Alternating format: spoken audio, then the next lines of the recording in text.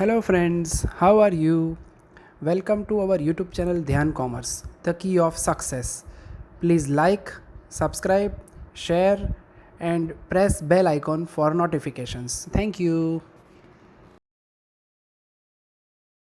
तो अब हम हमारा दूसरा एग्जांपल स्टार्ट करने से पहले एक इंपॉर्टेंट फॉर्मूला है expected time of an activity जिसको हम ऑब्जर्व करेंगे, जो कि फॉर्मूला कुछ इस तरह से है।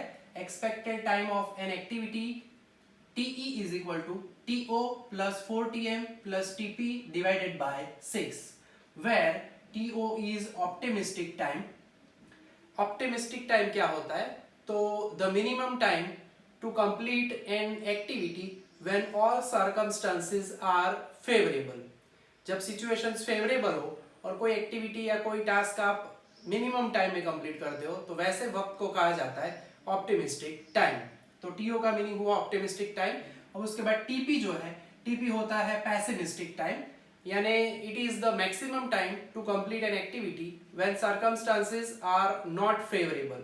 सिचुएशंस फेवरेबल ना हो तो जब मैक्सिमम टाइम लगता है उसे कहा जाता है पैसिमिस्टिक टाइम, जिसे कहा गया है टीपी। और उसके बाद बीच में जो है फॉर्मूला में टीएम, उसके बारे में देखते हैं। TM is most likely time, ना कम ना ज्यादा, यानी most likely time is nothing but it is the average time to complete an activity when circumstances are neither favourable nor unfavourable, यानी सिचुएशन ज्यादा फेवरेबल भी नहीं है अनफेवरेबल भी नहीं है, तो नॉर्मल टाइम जो होता है कोई भी एक्टिविटी को कंप्लीट करने का उसे कहा जाता है मोस्ट लाइकली टाइम। तो अब ये तीनों के तीनों हमें दिए जाते हैं एग्जाम्पल के अंदर, टीओ टीएम एंड टीपी। उसका इस्तेमाल करके हम एक्सपेक्टेड टाइम टीई की फॉर्मूला जो अभी हम देख रहे हैं उसका यूज करके टाइम ढूंढेंगे और उसे हम मेंशन करेंगे पॉट नेटवर्क के अंदर, जो कि होगा हमारा सेकंड एग्जांपल। यहाँ पे याद रखना है the formula of expected time TE is obtained by using the principle of averaging. Averaging का इस्तेमाल किया गया है, हम कह सकते हैं मूविंग एवरेजेस का प्रिंसिपल होता है, तो उसका इस्तेमाल करके ये टीई की फॉर्मूला ढूंढी गई है या बनाई गई है। एग्जांपल जिसके अंदर क्वेश्चन है draw a PERT diagram and find the critical path, जिसके लिए हमें यहाँ पे 5 activities A B C D and E दिए गए हैं। Sequences are also given, sequences भी दिए गए और 3 वक्त जो कि हम अभी डिस्कस कर चुके हैं। ऑप्टिमिस्टिक टाइम यानी minimum time to complete an activity जो कि है 5 पहली एक्टिविटी के लिए, देन पेसिमिस्टिक टाइम यानी मैक्सिमम टाइम जो कि है 11, एंड मोस्ट लाइकली टाइम यानी average time to complete an activity वो दिया गया है 8। यानी ये 3 वक्त हमें दिए गए हैं और इसके ऊपर से हमें फाइंड करना है एक्सपेक्टेड टाइम। तो एक्सपेक्टेड टाइम की जो फॉर्मूला है वो हम खाली कैलकुलेशन करेंगे फॉर एक्टिविटी ए, पहली एक्टिविटी के लिए कैलकुलेट कर लेंगे और बाकी उसी तरह से हम कैलकुलेटर में डायरेक्टली कर सकते हैं कैलकुलेशन। तो हमारा एक्सपेक्टेड टाइम जो है उसकी फॉर्मूला आप ऊपर ऑब्जर्व कर सकते हो, जो दिया गया है TO plus four TM plus TP by 6। TO यानी 5 है प्लस 4 इंटू टीएम यानी 8 प्लस 11 डिवाइडेड बाय 6, टोटल करते हो तो that will be 48 divided by 6, यानी उसका आंसर होगा 8। उसी तरह से अगर आप दूसरे का टोटल करते हो तो 18 plus 4 into 20 plus 22 divided by 6 जो कि होगा 20। उसी तरह से आप इसका टोटल करके डिवाइड बाय 6 करोगे तो 9 मिलेगा। यहाँ पे 7 plus 4 into 8 plus 9 divide by 6 करोगे तो 8 मिलेगा। इन शॉर्ट हमें करना क्या है, मोस्ट लाइकली टाइम को 4 से मल्टीप्लाई करो, ऑप्टिमिस्टिक टाइम पेसिमिस्टिक टाइम को प्लस करो डायरेक्टली कैलकुलेटर में, डिवाइडेड बाय 6 करोगे तो यहाँ पे हमें मिलेगा ये 33। तो ये जो है वो है हमारे एक्सपेक्टेड टाइम। हमने कैलकुलेट कर लिया है अब, क्योंकि डायग्राम के अंदर ऊपर नाम लिखते हैं नीचे वक्त लिखते हैं, 3 वक्त तो एक साथ लिख नहीं सकते और इसीलिए हम ढूंढते हैं एक्सपेक्टेड टाइम। तो अब हमें कैलकुलेट करना है, अब हमें ड्रॉ करना है हमारा पॉट चार्ट जो कि कुछ इस तरह से होगा। पॉट चार्ट जो हम आगे वाले पहले एग्जांपल में भी ऑब्जर्व कर चुके हैं कि हमें करना क्या है। तो एक्टिविटी ए है, स्टार्ट्स फ्रॉम 1 से शुरू होती है हमारी एक्टिविटी यानी 1 to 2। एरो ड्रॉ करना है, नाम एक्टिविटी का ऊपर लिखा जाता है और अभी अभी जो हमने एक्सपेक्टेड टाइम ढूंढे उसे हम लिखेंगे नीचे। देन एक्टिविटी बी है 1 2 3, 1 2 3 में 3 या तो ऊपर ले सकते हो या तो नीचे। लास्ट एग्जांपल में ऊपर ले गया था, जरूरी नहीं है हर बार ऊपर ही भेजे, तो नेक्स्ट अब इस बार हम उसे नीचे भेजते हैं। याद इतना रखना है लास्ट नंबर जो भी है उसके बाद वाला नंबर थोड़ा सा आगे रखेंगे हम, यानी ये है होगी हमारी एक्टिविटी बी जिसका वक्त अभी हमने ढूंढा था 20। देन सी के लिए है 2 to 5। अब मुझे 5 ड्रॉ करना है तो वो 5 3 से थोड़ा सा आगे, यानी मैं उसे यहाँ पे कनेक्ट करूंगा और एरो बनाएंगे हम, तो वो होगी हमारी एक्टिविटी सी जिसका वक्त है 9। आगे जाते हैं हम उसी तरह से, डी इज फ्रॉम 3 to 5 से, सो 3 to 5 में हम एरो ड्रॉ करेंगे एंड जो कि नाम है डी और वक्त है उसका 8। और फाइनली आखिरी एक्टिविटी है 5 to 6, उसे कनेक्ट करेंगे हम कुछ इस तरह से, तो जो है वो एक्टिविटी होगी हमारी ई, वक्त होगा उसका 33। तो ऑलमोस्ट हमारा पर्ट चार्ट जो है वो रेडी हो चुका है और अब हमें उसके लिए कैलकुलेशन करनी है क्रिटिकल पाथ की। क्रिटिकल पाथ भी ढूंढना है। क्रिटिकल पाथ यानी मैक्सिमम टाइम वाला, the longest path of the network, तो इसलिए हम यहाँ पे टाइटल देते हैं कैलकुलेशन ऑफ क्रिटिकल पाथ।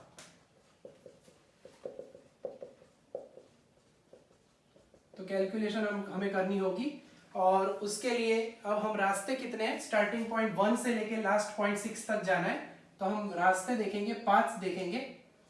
याद है हमें अभी अभी हमने देखा था लास्ट सम के अंदर कि नामकरण करना जरूरी होता है। यहाँ पे क्लियरली 2 ही रास्ते दिख रहे हैं, एक सीधा और एक नीचे से जाने वाला, तो 2 ही पाथ होने वाले हैं। यहाँ पे लिखा जाता है उसका सीक्वेंस होगा 1 2 5 एंड 6। उसका जो टाइम है उसको हम प्लस करते हैं उसी ऑर्डर के अंदर, 8 + 9 + 33, इसको हम प्लस करेंगे तो एग्जैक्ट जो है वो टोटल हमें मिलेगा 50। सेकेंड पाथ के अगर अंदर हम जाते हैं तो नीचे से सीधा जाना है, यानी 1 2 3 3 to 5 and 5 to 6, 1 2 3 3 to 5 5 to 6। और इसका अगर हम टोटल करते हैं तो 20 + 8 + 33 यानी वो होगा 61। तो मैक्सिमम टाइम यहाँ पे हम ऑब्जर्व कर सकते हैं 61 होगा, यानी मैक्सिमम टाइम 61 है। तो क्रिटिकल पाथ है, नेचुरली हमें पता चल सकता है यहीं से कि क्रिटिकल पाथ होगा हमारा P2 पाथ। तो आंसर लिखना पड़ता है यहाँ पे लास्ट में, here maximum time is equal to 61 for P2, यानी P2 हमें पता है 1 3 5 एंड 6 एंड फाइनल लिखा जाता है आंसर, देयरफॉर P2 यानी 1 3 5 6 इज द क्रिटिकल पाथ। तो ये हुआ हमारा दूसरा एग्जाम्पल जिसके अंदर हमने नया कॉन्सेप्ट सीखा, optimistic time, pessimistic time, most likely time का इस्तेमाल करके कैसे ढूंढा जाता है एक्सपेक्टेड टाइम। अब इसके बाद हमें एक इंपॉर्टेंट पार्ट देखना है, इंपॉर्टेंट टर्म देखनी है, डमी एक्टिविटी, फिर उसका एक एग्जाम्पल होगा। और अब हम तीसरा एग्जाम्पल लेने वाले हैं जिसके पहले हमें एक इंपॉर्टेंट टॉपिक, इंपॉर्टेंट टर्म सीखनी है जो कि है डमी एक्टिविटी। अब डमी एक्टिविटी वैसे नाम से ही पता चलता है, डमी यानी कि जो नहीं है फिर भी हम ड्रॉ करेंगे। तो कब ये काम किया जाता है तो उसके लिए हम उसका मीनिंग समझेंगे। When we have 2 preceding activities A and B for an activity C, जिसे हम लिख सकते हैं AB प्रिसाइड्स C, जिसे आप AB लेस देन C पढ़ लेते हो, मगर टेक्निकली पर्ट CPA में बोला जाता है AB precedes C। Then activities A and B are joined by a dotted arrow. A and B को ज्वाइन करना होता है डॉटेड एरो से, by a dotted arrow, and it is known as our dummy activity. यानी जब भी 2 preceding activities हो कोई एक एक्टिविटी के लिए, तब हमें उसे ज्वाइन करना है बाय अ डॉटेड एरो, उस डॉटेड एरो को कहा जाता है dummy activity. And please note that time of the dummy activity is considered as 0। खाली नेटवर्क कंप्लीट करने के लिए हम डमी एक्टिविटी का इस्तेमाल करते हैं, उसका कैलकुलेशन में वक्त ऑलवेज कंसिडर करना है 0। तो ये हुआ हमारा डमी एक्टिविटी का पार्ट। अब इससे रिलेटेड हम एग्जाम्पल देखने वाले हैं नेक्स्ट में। और अब हम देखेंगे हमारा तीसरा एग्जाम्पल जिसके अंदर हम डमी एक्टिविटी को ऑब्जर्व करेंगे। तो सबसे पहले तो क्वेश्चन थोड़ा अलग टाइप का है, यहाँ पे sequences are not given, sequences दिए नहीं है, सीक्वेंस हम खुद मेंटेन करेंगे। थोड़ा सा याद रखना है, एक्टिविटी ए के पहले डैश दिया गया है, यानी जिस किसी भी एक्टिविटी के पहले डैश हो दैट मीन्स ए के पहले कोई एक्टिविटी नहीं है, एक्टिविटी है बाद में लिखा हुआ है प्रीसीडिंग। प्रीसीडिंग का मीनिंग होता है इस एक्टिविटी के पहले, ए के पहले कोई नहीं है। हम ऐसा याद रखेंगे, जिस किसी भी एक्टिविटी के प्रीसीडिंग में डैश दिया गया हो वो ऑलवेज स्टार्ट होता है 1 से। यानी हम यहाँ पे पर्ट चार्ट ड्रॉ कर रहे हैं तो उसको समझते ही जा रहे हैं साथ में। तो पर्ट चार्ट में याद रखना एक्टिविटी ए पहली एक्टिविटी होगी क्योंकि उसके पहले कोई नहीं है, यानी जिसमें भी प्रीसीडिंग में डैश दिया जाए वो एक्टिविटी 1 से स्टार्ट होगी। यानी पहली एक्टिविटी ए है तो 1 तो खाली स्टार्टिंग पॉइंट होगा, एंडिंग पॉइंट खुद जोड़ना पड़ेगा, यानी 2 करेंगे और इसे ज्वाइन करेंगे, नामकरण होगा ए, वक्त होगा इसका 2। आगे बढ़ते हैं बी। एक्टिविटी बी के पहले एक्टिविटी ए है, प्रीसीडिंग का मीनिंग होता है पहले, बी के पहले ए, यानी अगर मुझे बी ड्रॉ करना है तो जब एक्टिविटी ए कंप्लीट होती है, यानी ए कंप्लीट होती है 2 नंबर पे, तो हम ड्रॉ करेंगे activity B from 2 to 3। Next number हम ऑटोमेटिक ऐड करते जाएंगे सीक्वेंस को मेंटेन करते हुए। तो ये हुई हमारी एक्टिविटी बी, बी के पहले ए, दैट मींस ए जहां पे खत्म हो वहां से एक्टिविटी बी स्टार्ट होती है। आगे बढ़ते हैं सी के पहले बी, सी है प्रीसीडिंग एक्टिविटी बी का मीनिंग होता है सी के पहले बी है, यानी बी खत्म हो रहा है 3 के ऊपर, तो हम 3 से स्टार्ट करेंगे हमारी नेक्स्ट एक्टिविटी, यानी 3 to 4 है, that will be our activity C, जिसका वक्त जो है वो हमें दिया गया है 4। अब वापस आते हैं यहाँ पे, डी के पहले डैश दिया गया है। अभी हमने स्टार्टिंग में बोला कि जिस किसी भी एक्टिविटी के पहले डैश दिया जाए वो एक्टिविटी स्टार्ट होती है 1, चाहे वो पहले हो या बीच में हो। जैसे कि आप ऑब्जर्व कर सकते हो एक्टिविटी डी जो है उसमें भी लिखा हुआ है प्रीसीडिंग में डैश, यानी डी के पहले भी कोई एक्टिविटी नहीं है, यानी we will start activity D again from 1 से हम स्टार्ट करेंगे। अब नेक्स्ट नंबर है 5, तो वो 5 नंबर है, हमारा कॉन्सेप्ट है, उस हिसाब से भी थोड़ा सा हमें 4 से आगे रखना पड़ेगा। और एक्टिविटी का जो नाम है वो है डी और वक्त है उसका 5।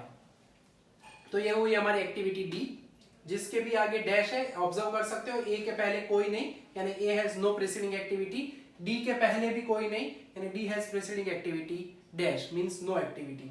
अब ई ड्रॉ करना है, ई के पहले है डी, जहां पे डी खत्म हो वहां से ई ड्रॉ किया जाता है, यानी 5 to 6 जो है ये एक्टिविटी है, ये एक्टिविटी होगी हमारी एक्टिविटी ई, जिसका वक्त दिया गया है हमें 2। और फाइनली जिस पार्ट के लिए हम ये पूरा एग्जाम्पल देख रहे हैं, यानी कि डमी एक्टिविटी, उससे रिलेटेड पार्ट आ रहा है। हमने डेफिनेशन में कहा था when we have 2 preceding activities for an activity, वैसा यहाँ पे समझना है। तो F के पहले 2 एक्टिविटी है, आगे जो नोटेशन हम मीनिंग में समझा चुके हैं वैसा समझाता हूं मैं। Here we have 2 preceding activity C and E for an activity F। एक एक्टिविटी के लिए 2 प्रीसीडिंग एक्टिविटीज हो तो हमें करना क्या है, we should join activity C and E। C का एंडिंग पॉइंट देखो 4 है, E का एंडिंग पॉइंट देखो 6 है, हमें ज्वाइन करना है एंडिंग पॉइंट से by a dotted arrow. Dotted arrow से हम उसे ज्वाइन करेंगे और उसे ही कहा जाता है हमारी डमी एक्टिविटी, और उसे इंडिकेट किया जाता है ऐसे डैशेस से, जो कि हम आगे कह चुके हैं। डैश के साथ एरो किया जाता है, डॉटेड एरो बोला जाता है इसे। इसका वक्त लिखा जाता है, समझा जाता है 0, नाम भी नहीं लिखते और वक्त भी नहीं लिखते, इंडिकेशन जो है वो डॉटेड एरो के ऊपर से ही पता चलता है कि ये है हमारी जो डमी एक्टिविटी। और उसके बाद ड्रॉ करना है सी एंड ई के बाद में है एफ, यानी अब हम ड्रॉ करते हैं हमारी एक्टिविटी एफ, जो कि नेक्स्ट नंबर देना है 6 to 7, और इसका जो वक्त दिया गया है वो वक्त है हमारा 5। चेक करना है तो कर सकते हैं कि यहाँ पे लिखा है F has 2 preceding activity, F के पहले 2 एक्टिविटी है, E तो ऑफिशियली दिख ही रहा है, मगर C के लिए हमें इस कच्चे रास्ते पे यानी डॉटेड लाइन पे डमी एरो पे जाना पड़ेगा, तब जाके मिलेगा C। यानी इस तरह से हम डमी एक्टिविटी ड्रॉ कर सकते हैं जब 2 प्रीसीडिंग एक्टिविटी हो किसी एक एक्टिविटी के लिए, तब ये काम हमें करना है। अब इसके बाद आगे भी हमें करना है काम, क्रिटिकल पाथ भी ढूंढना पड़ेगा। तो ये जो डायग्राम है उसका यूज करके हम 2 रास्ते ऑब्जर्व कर सकते हैं, एक ऊपर वाला रास्ता है और एक नीचे वाला रास्ता। तो हम यहाँ पे अब कैलकुलेशन करेंगे, calculation of critical path.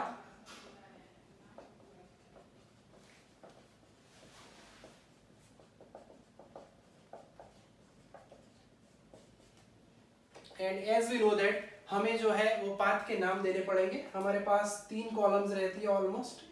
Path लिखते हैं हम सबसे पहले, फिर आपको याद ही होगा दूसरे में हम लिखते हैं सीक्वेंस, एंड तीसरा जो होता है वो होता है हमारा वक्त यानी टाइम। तो पहला रास्ता पहले ऊपर वाला लिया जाता है, यानी 1 2 3 4 6 एंड 7 लिखा जरूर जाएगा ये डमी एक्टिविटी वाला रास्ता, मगर टाइम कैलकुलेशन में 0 ही समझा जाता है, यानी उसमें अगर आप वक्त को ना लिखो तो भी चलता है। यानी पहला सीक्वेंस होगा 1 2 3 4 6 एंड 7।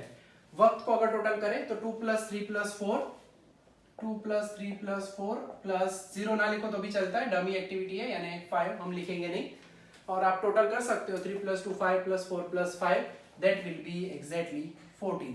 तो पहले का टोटल हमें मिला 14, जिसमें ये 0 लिखने की जरूरत नहीं है, अगर लिखना चाहो तो भी कोई प्रॉब्लम है नहीं। दूसरा रास्ता नीचे वाला होगा, यानी P2 हम लेने वाले 1 से 5 है, 1 to 5 and then 5 to 6। Total करते हो तो 5 + 2 + 5 यानी दैट विल बी 12। और इसके अंदर आप इजीली ऑब्जर्व कर सकते हो कि हमारा मैक्सिमम टाइम है वो है 14, यानी क्रिटिकल पाथ अगर कहे तो वो होगा 14। तो हम कह सकते हैं कि here maximum time is equal to 14 for P1, that is 1 2 3 4 6 7। खास ध्यान रखना है, खाली P1 नहीं लिखना है, उसके साथ उसका सीक्वेंस भी जरूर लिखे, यानी फाइनल आंसर होगा therefore P1 that is 1 2 3 4 6 7 is the critical path।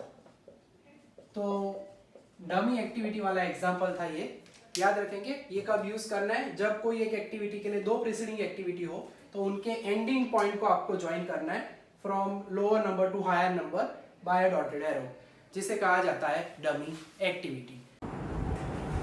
तो expected time and dummy activity दोनों ही कॉन्सेप्ट जो है उनको समझने के बाद अब उनसे रिलेटेड हम दो एग्जाम्पल देखने वाले हैं, जिसमें दोनों चीज़ें साथ में है, जो कि है हमारा सबसे important example sum number 20 number का एग्जाम्पल है, मोस्ट टाइम पे गिना जाता है। क्यों? क्योंकि एक तो इसके अंदर वही कॉन्सेप्ट है हमारा प्रीसीडिंग एक्टिविटी वाला, ठीक है। तो डमी एक्टिविटी कैसे ड्रॉ करनी है वो भी हमें यहाँ पे सीखना है, एज वेल एज हमें टाइम कैलकुलेशन भी करना पड़ेगा। ऑप्टिमिस्टिक टाइम है, मोस्ट लाइकली टाइम है, पेसिमिस्टिक टाइम है, तो हम एक्सपेक्टेड टाइम भी ढूंढेंगे। तो सबसे पहले तो टेबल जो है वो हमें ऑब्जर्व करना है, हमारे पास यहाँ पे एक्टिविटी ज़्यादा है, ठीक है। जब भी ये प्रीसीडिंग वाला काम दिया जाता है एक्टिविटीज़ में, तब श्योरली वो एक्टिविटी के नाम देते हैं, बाकी तो जनरली एग्जाम्पल में आप देख सकते हो सीक्वेंसेस आर ऑलवेज गिवन, हमें वो सीक्वेंस ही देते हैं, ठीक है। तो प्रीसीडिंग एक्टिविटी यानी पहले की एक्टिविटी, डमी एक्टिविटी का कॉन्सेप्ट समझने के लिए आगे जो हमने एक सम ऑब्जर्व किया है उसके अंदर ये चीज़ है ही।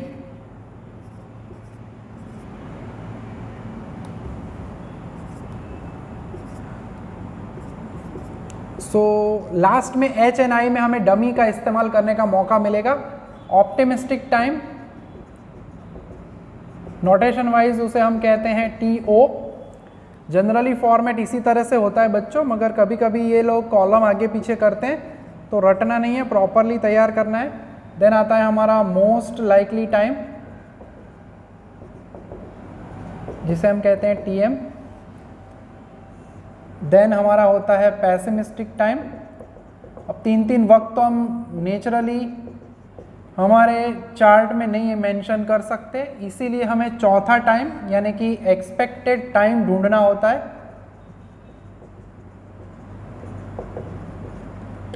जिसे TE कहा जाता है, ठीक है।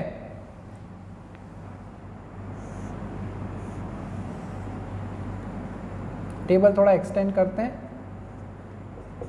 Formula wise TO + 4TM + TP/6। T0 बोलते हैं कुछ लोग, TO बोलते हैं, it is okay, no worries.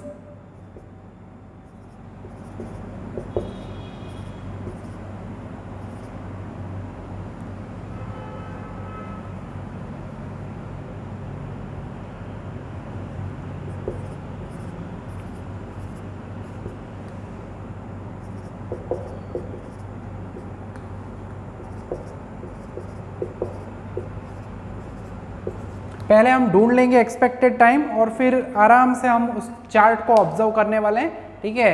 तो सबसे पहले तो कैलकुलेशन वाइज देखते हैं 4 6 8। बच्चों अगर फॉर्मूला में डिस्टेंस अगर इवन है तो ये जो है वो जो हमारे एवरेज वैल्यू है उसका एक concept of principal of averaging he use किया गया है। तो 4 6 एंड 8 है, तो 6 को आप 4 से मल्टीप्लाई करोगे, प्लस करोगे, डिवाइड बाय 6 करोगे तो 6 ही मिलेगा। Reason 6 is the average value for this 3, ठीक है, चेक करना है।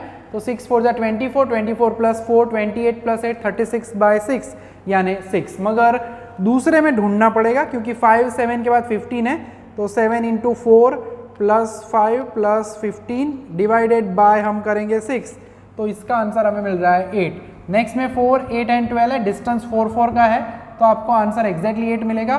15 के बाद 20, 20 के बाद 25, 5 5 का डिफरेंस है, तो ये भी आपको 20 डायरेक्टली मिलेगा। 10 के बाद 18, 18 के बाद 26, डिफरेंस सेम 8 8 है, तो 18 मिलेगा। Shortcuts are dangerous, difference same हो तो टेंशन नहीं है। अब 8 9 16 में चेक करना पड़ेगा। 9 × 4 + 8 + 16, 60 आ रहा है, तो इसका एवरेज मिल रहा है हमें 10। 4 8 एंड 12 दिया गया है, 4 और 4 8, 8 और 4 12, यानी 8 will be the answer. 1 2 and 3 दिया गया है, यानी एवरेज वाइज 2 ही मिलेगा। एंड 6 7 8 है, यानी ये मिलेगा 7। ठीक है, तो थोड़ा सा इजी काम हो जाता है बच्चों अगर आप ये ध्यान रख के काम करते हो तो। ऑलमोस्ट 60-70% कैलकुलेशन नहीं करनी पड़ी। अगर आपको पता है कि तीनों के बीच में difference, I mean first and second के बीच में, सेकंड एंड थर्ड के बीच में डिफरेंस है, मैं तो सेंटर आपका एक्सपेक्टेड टाइम होगा। अब हमें करना है काम हमारे चार्ट का। ठीक है, तो अब मैं ये क्वेश्चन जो है उसको हटाऊंगा, जगह का इस्तेमाल करना है, बाकी ये आपके पास बुक में भी है। मैं एक्सपेक्टेड टाइम खाली रखता हूँ क्योंकि वो मुझे ज़रूरत पड़ेगी लिखने के लिए। ठीक है, तो उसके अलावा बाकी की चीज़ें हैं वो आपके पास तो रहेगी ही। ठीक है, सबसे पहले हमें नेटवर्क ड्रॉ करना है, पॉट नेटवर्क या पॉट चार्ट। ठीक है, नाम चाहे कुछ भी लिखो। सबसे पहले क्वेश्चन के हिसाब से जाते हैं। पहली एक्टिविटी है ए स्टार्ट्स फ्रॉम 1। पहली एक्टिविटी के लिए पहले कोई नहीं होता, इसलिए उसमें प्रीसीडिंग में डैश लिखा होता है, और वक्त उसका अभी हम कैलकुलेट करके लेके आए हैं, वो है 6। ठीक है, ए के पहले कोई नहीं है। जो 1 से स्टार्ट होता है उसमें प्रीसीडिंग एक्टिविटी में डैश किया जाता है हमेशा। देन बी के पहले ए है, यानी बी स्टार्ट कब होगा, ए जब कंप्लीट होता है तब। यानी मैं 2 से एक्टिविटी बी स्टार्ट करूंगा क्योंकि इस नंबर से पहले हमारी एक्टिविटी है। प्रीसीडिंग का मतलब पहले होना, या आप बी सोचना है तो बी जो है वो ए के बाद में है, ऐसा भी सोच सकते हो। ठीक है, सो 2 2 3 ये हो गई हमारी एक्टिविटी बी, वक्त हुआ 8। सी हैज प्रीसीडिंग एक्टिविटी ए, यानी सी के भी पहले ए है, यानी ए के बाद बी भी जा रहा है और ए के बाद सी भी जाएगा। एक्टिविटी सी, वक्त है उसका 8। चेक करना है तो चेक करो, B has preceding activity A, C has preceding activity A.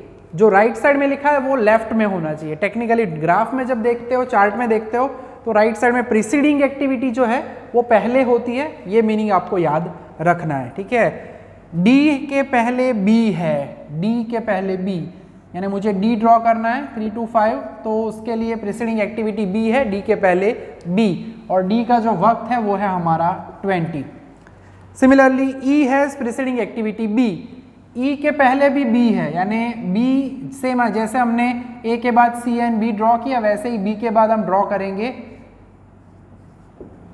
D and ई। ठीक है, तो ई के लिए हमारे पास जो है वक्त जो है वो है 18। ठीक है, आगे बढ़ते हैं। एफ के पहले सी है, यानी एफ कहाँ पे ड्रॉ करोगे, सी के बाद में। ठीक है, तो थोड़ा सा आगे जाते हैं, 6 से थोड़ा आगे लेना है एफ, और एफ का वक्त है हमारा 10। ठीक है, अब 3 एक्टिविटी बाकी है, देख लेते हैं। जी के पहले ई है, यानी जहाँ पे ई कंप्लीट हो वहाँ से आएगा हमारा जी, यानी 6 to 8, ये हो गया जी, और उसका टाइम जो है वो हमारे पास है 8। अब एच एन आई का टाइम 2 and 7 है। ठीक है, ये मैं अब हटा देता हूँ, ड्राइंग में चार्ट में आगे बढ़ना है, इन दोनों को रहने देते हैं। 2 and 7 वैसे तो याद रहेगा ही, फिर भी। अब कहानी में ट्विस्ट है बच्चों। डमी एक्टिविटी कब आती है, when we have 2 or more preceding activities for an activity. कोई एक एक्टिविटी के पहले 2 या उससे ज़्यादा एक्टिविटीज़ हो तब कनेक्शन में गड़बड़ होती है। यानी देखो, अब H के पहले D भी है और F भी है, H के पहले D एंड F दोनों है। अब आपको एरो कैसे ड्रॉ करना है, D एंड F दोनों एक्टिविटी है, एरो तो कोई एक में से ही जाएगा, या तो 5 में से या तो 7 में से। तो आपको याद क्या रखना है, जो 2 एक्टिविटी प्रीसीडिंग में है यानी D एंड F, उन दोनों में सबसे बड़ा number, last number, latest number 5 है, 7 है। 5 के बाद में ही 7 आता है, तो जो लास्ट में नंबर आता है उसमें से आपको ड्रॉ कर देना है एक सिंपल सा एरो 7 to 9, और इसका नामकरण हम कर देंगे H। वक्त है उसका 2, मगर गड़बड़ क्या हो गई, ये खाली जगह रहनी नहीं चाहिए। एंडिंग पॉइंट एक ही होता है, फाइनल पॉइंट। जो दो एक्टिविटीज डी एंड एफ है, जो प्रीसीडिंग एक्टिविटी है एच के पहले एफ तो आ गया, अंदर जो दिया है क्वेश्चन में उस हिसाब से एच के पहले एफ भी डी भी आना चाहिए। एफ तो आ गया है, डी भी आना चाहिए। डी के लिए क्या करना है, तो हम बनाएंगे एक कच्चा रास्ता। इन शॉर्ट एच जो है वो जंक्शन पॉइंट बनना चाहिए, एच जहाँ से स्टार्ट होता है। कच्चे रास्ते से अब आपके लिए डी भी है और एफ भी है। डमी एक्टिविटी का टाइम हम आगे कह ही चुके हैं, टाइम उसका गिना जाता है एज 0। ठीक है, फाइनली उसी तरह से आप देख सकते हो आई के पहले है जी एंड एच, तो जी एंड एच में देखना है, नंबर चेक कर लो। 9 number is the latest number, तो 9 से एक्टिविटी हमारी कंप्लीट होगी आई, और उसका समय वक्त हमने कैलकुलेट किया था 7। अब यहाँ पे गड़बड़ नहीं होनी चाहिए बच्चों, ठीक है। 8 से 10 मत ज्वाइन कर लेना, आपको याद रखना आई के पहले एच भी है, आई के पहले जी भी है, और छोटे नंबर से बड़े नंबर की तरफ हम कनेक्शन हमेशा करते हैं। ठीक है, तो ये जो आपको दिख रहा है डमी एक्टिविटी हुई, तो ये पूरा हमारा चार्ट रेडी हो चुका है। अब हमें क्या करना है, अब हमें करना है calculation for critical path.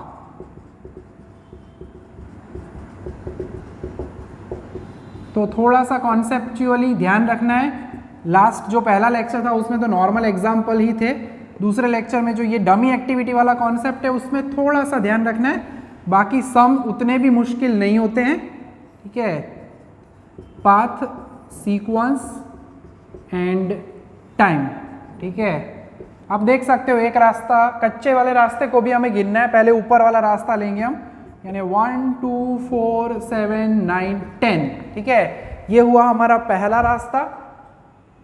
Then उसका वक्त जो है वो हम टोटल लास्ट में करेंगे, लिख जरूर लेते हैं ताकि रह ना जाए। फिर दूसरा रास्ता, उसमें 1 2 2 2 2 3, पहले ऊपर जाना है। 1 2 3 5 7 जो है उसका वक्त 0 गिनेंगे, लिखेंगे नहीं हम, 0 समझना है। And 7 9 and 10। ठीक है, 0 लिखना चाहो तो लिख सकते हो। 6 8 20 मैं लिखता भी नहीं, हम लिखने की ज़रूरत समझते नहीं है, चलेगा उसमें। फिर P3 ये रास्ता हो गया। अब सीधा नीचे 3 से जाना है और वो होगा हमारा तीसरा यानी आखिरी रास्ता। 1 2 3 6 8 9 एंड 10। खास आपको याद इतना ही रखना है कि डमी एक्टिविटी कहाँ पे ज्वाइन करेंगे, जो भी दो प्रीसीडिंग एक्टिविटी है, प्रीसीडिंग में जो दो दिए जाए उनके एंडिंग पॉइंट को ज्वाइन करना है डॉटेड एरो से, और दो नंबर याद रखने हैं 5 and 7 में 5 to 7 एरो डॉट ज्वाइन करो 7 से activity. Similarly H G and H में 8 to 9 एरो करो और 9 से लास्ट हमारी एक्टिविटी। 8 and 9 में जो बड़ा नंबर है, लेटेस्ट नंबर है, वहाँ से नेक्स्ट एक्टिविटी स्टार्ट होती है। ठीक है, तो इसका भी टोटल कर लेंगे हम। अगेन इसके लिए 0 लिखने वाले नहीं है, तो टोटल कर लेते हैं बच्चों। बहुत ही इंपॉर्टेंट पार्ट है ये डमी एक्टिविटी वाला। सो पहले का टोटल आया 33, दूसरे का टोटल आया 43, तीसरे का टोटल आया 47। And as we can observe that 47 is the maximum time बच्चों। तो यहाँ पे जो है वो क्वेश्चन में उन्होंने कहीं पे लिखा नहीं है डेज डेज डेज, मगर आंसर में दिया है तो मैं मेंशन कर देता हूँ ब्रैकेट में। सो हम लिखते हैं हमारा conclusion here maximum time is 47 days. Exam में ना लिखा हो तो 47 ही लिख देने का। फॉर कौन सा सीक्वेंस, तो P3, और वो होगा 1 2 3 6 8 9 एंड 10। एंड फाइनली लिखते हैं therefore P3 that is 1 2 3 6 8 9 10 is the critical path. ठीक है, ये होगा हमारा क्रिटिकल पाथ। और खास याद रखना है, भूलना नहीं है, क्रिटिकल पाथ जो है उसे मेंशन करना है, डॉट करने, छोटे छोटे डॉट्स करते हैं हम। डबल हो जाए यहाँ पे तो चिंता नहीं करनी है, छोटे छोटे डॉट्स करने हैं आपको यहाँ पे। ठीक है, तो ये जो हो गया वो होगा हमारा सबसे solid example of the chapter. ठीक है, क्योंकि इसके अंदर डमी एक्टिविटी भी है एंड एज वेल एज हम यहाँ पे ऑब्जर्व कर पा रहे हैं हमारे ये एक्सपेक्टेड टाइम के कॉन्सेप्ट को भी। ठीक है, तो प्यारे प्यारे एग्जाम्पल्स में अभी एक और ऐसा एग्जाम्पल है जो कि हम ऑब्जर्व करेंगे जिसमें डमी एक्टिविटी है। तो गुजरात यूनिवर्सिटी 2018 मई का सम है, मई 2018 का। बुक के अंदर ना हो तो टेंशन नहीं करना है, 41D वैसे नंबर लिखा है।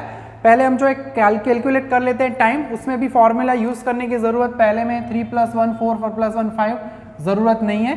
1 to 9 है तो उसमें ज़रूरत पड़ेगी। करना क्या है, सेंटर में मोस्ट लाइकली टाइम है तो उसे मल्टीप्लाई करना है 4 से, प्लस आगे जो टाइम दिया गया है उसके साथ आप प्लस करोगे 1 + 9 मिला के 18/6 यानी 3135। डिस्टेंस 2 2 है तो ये भी सीधा मिलेगा। 4 6 से डिस्टेंस 2 है, 6 मिलेगा। 5 में +2, 7 में +2 यानी 9, ये भी सेम मिलेगा। 2 4 6 तो ये भी सेम। 4 + 5 + 1 1 1 का डिस्टेंस है, ये भी मिलेगा। 4 4 का डिस्टेंस है 8 यानी 50%, 50 तो नहीं वैसे 90% calculation without using the formula हमने directly by using principle of averaging हमने किया है, क्योंकि ये फॉर्मूला जो ऑब्टेन की जाती है वो यूज़ करते हैं हम bye using the principle of averaging, ठीक है, वेटेड एवरेज। तो उस वजह से सीधा काम हो गया। अब हमें करना है हमारा पर्ट नेटवर्क का काम, ठीक है। इसमें थोड़ा सा संभलना पड़ेगा, क्वेश्चन को थोड़ा सा उन्होंने ट्रिकी किया हुआ है। पेंसिल से काम करने वाले बच्चों को कोई कष्ट नहीं होता कभी भी। मैं हमेशा कहता हूँ always draw PERT network with your pencil ताकि कष्ट ना हो। एक्टिविटी ए है, वक्त है उसका 4। बी के पहले ए है, ए के पहले डैश यानी वो फर्स्ट एक्टिविटी जिसमें प्रीसीडिंग में डैश दिया जाए वो 1 से स्टार्ट होता है, इतना खास याद रखना है आपको। देन बी के पहले ए है यानी ए कंप्लीट हो, वहां से ड्रॉ करो बी का टाइम है 3।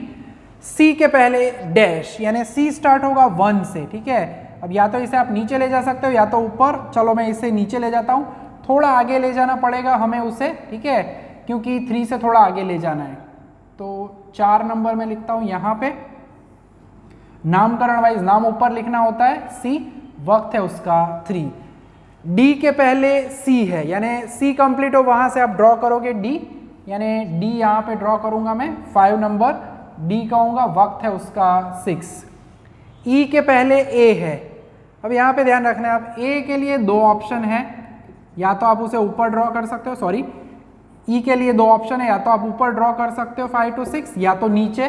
देखते हैं क्या कह रहा है क्वेश्चन। चलो ई मैंने यहाँ पे नीचे लिख दिया 7, ठीक है। एफ भी ड्रॉ करता हूँ, कुछ एडिटिंग करना पड़ेगा हमें बाद में, ठीक है, बताता हूँ कब। एफ के पहले बी है यानी कि बी के बाद में एफ, ठीक है, तो मैंने यहाँ पे ड्रॉ कर लिया, चलो एफ, ठीक है, 7।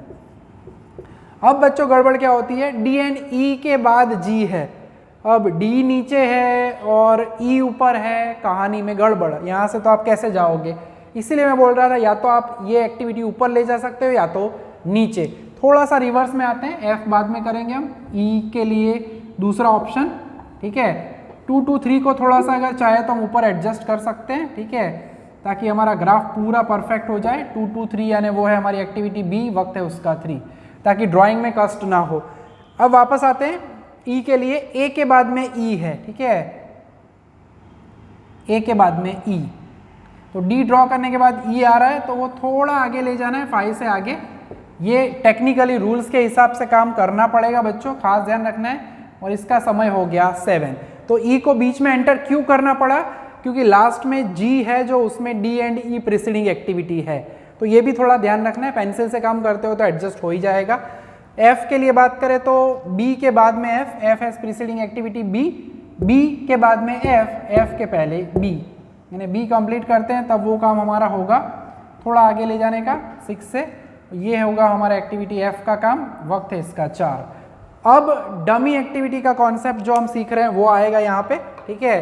तो अब हमें कनेक्ट करना है इनको, डी एंड ई के एंडिंग पॉइंट को कनेक्ट करो। डी का एंडिंग पॉइंट 5, ई का 6, तो ज्वाइन करना है by dotted arrow. And as we know that D and E में 5 नंबर 6 नंबर, बड़ा नंबर 6 है, तो वहाँ से हम एक्टिविटी ड्रॉ करेंगे नेक्स्ट, और जिसका नाम है जी, वक्त है उसका 5, ठीक है।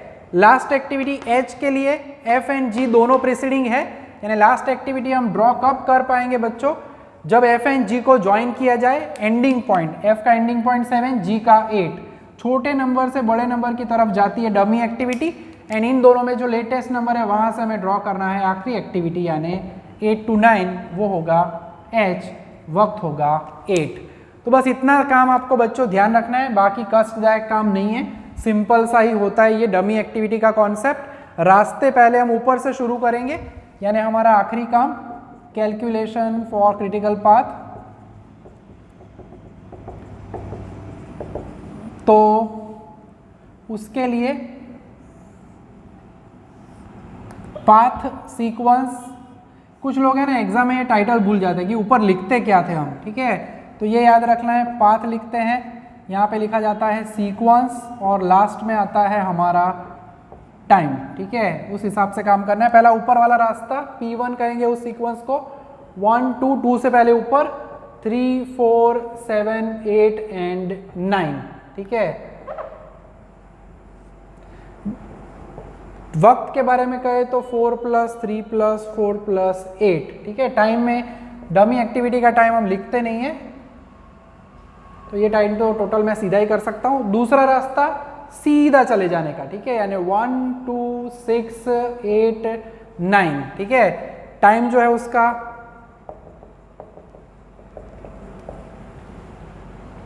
24 होगा। एंड P3 नीचे से रास्ता ऊपर जाएगा, यानी 1 2 4 4 2 5 5 2 6 8 एंड 9, उसका टाइम जो है तो वो होगा 22। सबसे बड़ा टाइम, मैक्सिमम टाइम जो है वो है हमारा 24। तो हम कह सकते हैं कि here maximum time is equal to 24 for sequence के साथ नाम लिखना 1 2 6 8 एंड 9, सीधा रास्ता। And therefore P2 1 2 6 8 9 is the critical path, ठीक है। तो ये पूरा एग्जाम्पल हुआ बच्चों। तो आज का सेशन जो है उसके अंदर हमने नए 2 कॉन्सेप्ट ऑब्जर्व किए, जो कि हम इस सम में भी देख चुके हैं। पहले 2 छोटे छोटे सम्स देखे दोनों के हमने, फिर 2 बड़े एग्जाम्पल, सॉलिड एग्जाम्पल, और ये तो यूनिवर्सिटी के पिटारे वाला एग्जाम्पल है, तो खास याद रखना है। अब इसके आंसर में अगर बच्चों अगर आपके पास बुक है तो उन्होंने सीक्वेंस यूज नहीं किया, उन्होंने एक्टिविटी यूज की है, ठीक है। तो वैसे भी आप लिख सकते हो, एक्टिविटी वाइज AEGH भी लिखा जा सकता है अगर कभी आप एक्टिविटी से सीक्वेंस मेंशन करना चाहते हो क्रिटिकल पाथ को, तो ठीक है। अब होमवर्क की बात करें बच्चों, तो खास क्लास वर्क जो कर रहे हैं वो तो करना ही है, मगर होमवर्क में मैं आपको सेम इसी टाइप के एग्जाम्पल दे रहा हूँ, तो वो आप आराम से आप कर पाओगे होपफुली। 16 नंबर का सम है, ओनली एक्सपेक्टेड टाइम वाला है, डमी एक्टिविटी का कॉन्सेप्ट उसमें नहीं है, ठीक है। फिर यूनिवर्सिटी के पिटारे से अगर बात करें तो डमी एक्टिविटी वाला एक क्वेश्चन है, वो मैं आपको ज़रूर दूंगा, ठीक है। तो आपको वो जो सम है वो करना है 36 का D, ठीक है, 36D यूनिवर्सिटी 2015 का वो क्वेश्चन है, ठीक है। तो ये 2 सम आपको करने, उसके साथ एक और सम आपको दूंगा, अभी जो हमने किया वैसा ही है, 39 का E।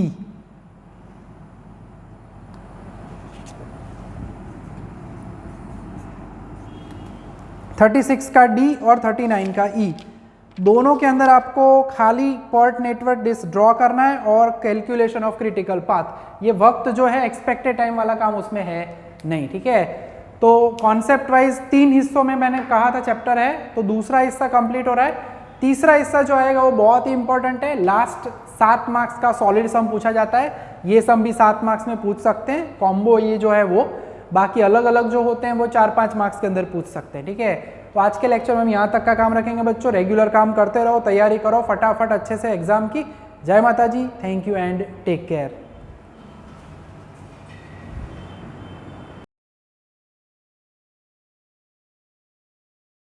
Please like, subscribe, share and press bell icon for notifications.